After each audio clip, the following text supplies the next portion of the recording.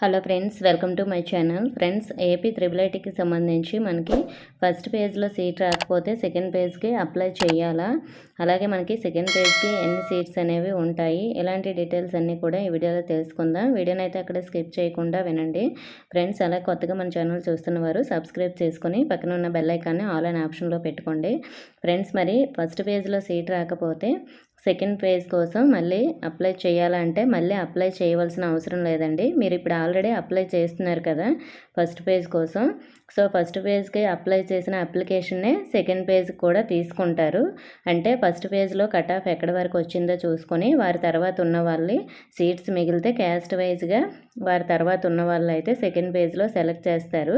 So మళ్ళీ apply చేయాల్సిన అవసరం లేదండి. సెకండ్ పేజే కాదు, థర్డ్ పేజ్ ఉన్నా అలాగే ఫోర్త్ పేజ్ ఒకవేళ జరిగినా కూడా మనం దేనికి కూడా అప్లై చేయాల్సిన అవసరం లేదు. ఇప్పుడు చేసిన అప్లికేషన్నే వాళ్ళు ఫైనల్గా సీట్ వచ్చే వరకు కూడా అదే తీసుకుంటారు. కాబట్టి సెకండ్ పేజ్ కోసం మళ్ళీ ఎవరు అప్లై చేయాల్సిన అవసరం లేదు.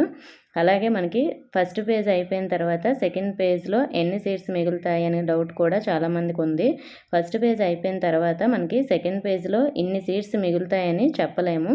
అంటే ఫస్ట్ పేజ్లో మనకి 4400 సీట్స్ కూడా ఫిల్ చేయడానికి మెరిట్ లిస్ట్ ఇస్తారు.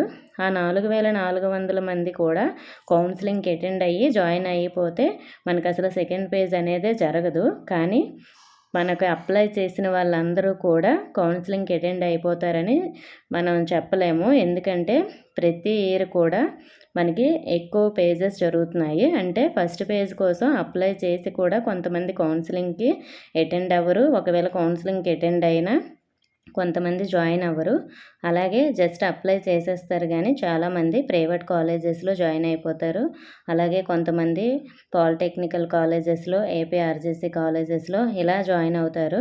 కాబట్టి మనకి ఎన్నో కొన్ని సీట్స్ అనేవి మిగులుతాయి. సో లాస్ట్ ఇయర్ అయితే మనకి ఒక 400+ అలా సీట్స్ అనేవి మిగిలాయి. ఒక్కొక్కసారి 600+ కూడా మిగులుతాయి. సో మనకి ఆ ఇయర్ బట్టి ఉంటుంది. స్టూడెంట్స్ జాయిన్ అవ్వడానికి ఇంట్రెస్ట్ చూపే దాన్ని బట్టి ఎన్ని సీట్స్ అనేవి ఉంటాయి. కాబట్టి మనకి సెకండ్ పేజ్ కోసం మ్యాక్సిమం ఒక 200-300 దాటే మిగలొచ్చు. అది ఏ క్యాస్ట్ వాళ్ళ సీట్స్ మిగిలితే ఆ క్యాస్ట్ వాళ్ళే నెక్స్ట్ ఉన్న వాళ్ళు తీసుకుంటారు. సీట్స్ మిగిలాయి కదని అన్ని క్యాస్ట్ల వాళ్ళకైతే సెకండ్ పేజ్లో సీట్ ఎవరు, కానీ ప్రతి క్యాస్ట్కి కూడా ఎన్నో కొన్ని సీట్స్ అయితే మిగులుతాయి తప్పకుండా. ఇలా అయితే మనకి సెకండ్ పేజ్ అనేది కంప్లీట్ అవుతుంది. ఆ సెకండ్ పేజ్లో కూడా కొంతమంది అయితే అటెండ్ అవ్వరు, జాయిన్ అవ్వరు.